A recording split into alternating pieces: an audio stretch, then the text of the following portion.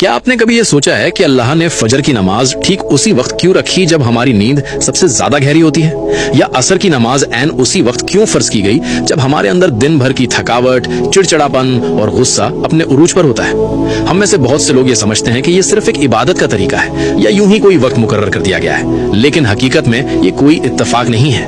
اللہ نے 5 وقت کی نمازیں بالکل انہی وقتوں میں فرض کی ہیں جہاں آپ کی روح اور آپ کا دماغ سب سے زیادہ کمزور ہوتے ہیں۔ دن کی شروعات فجر سے ہوتی ہے، دنیا سے ملنے سے پہلے اللہ سے ملاقات۔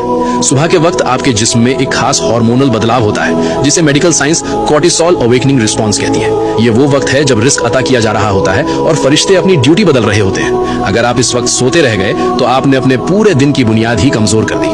پھر آتا ہے ظہر کا وقت۔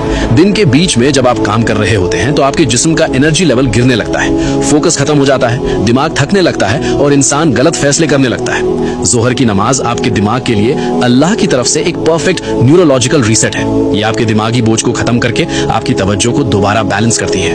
اب بات کرتے ہیں عصر کی، جسے جذباتی کمزوری کا وقت کہا گیا ہے۔ شام سے پہلے کے اس وقت میں انسان اکثر غصے میں ہوتا ہے، دوسروں پر بڑھاس نکالتا ہے اور سب سے زیادہ غلطیاں کرتا ہے۔ اسی لیے اللہ نے قرآن کی سورہ العصر میں وقت کی قسم کھائی ہے۔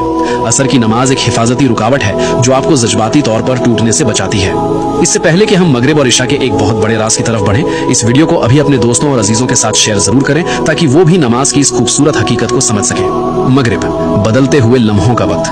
جب سورج غروب ہوتا ہے تو آپ کا دماغ دن کی رفتار سے نکل کر آرام کی طرف جانے لگتا ہے۔ یہ ایک ایسا ٹرانزیشن کا وقت ہے جس کے بارے میں ہمارے پیارے نبی حضرت محمد صلی اللہ علیہ خاص طور پر تنبیہ فرمائی ہے۔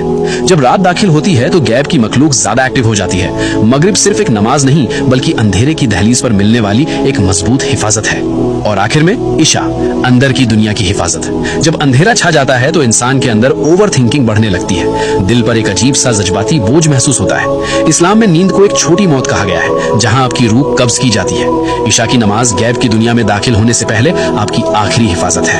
یاد رکھیے، جب آپ کوئی نماز چھوڑتے ہیں تو آپ صرف ایک فرض نہیں چھوڑتے بلکہ آپ وہ خاص لمحہ کھو دیتے ہیں جو خالق نے آپ کو سنبھالنے اور سکون دینے کے لیے بھیجا تھا۔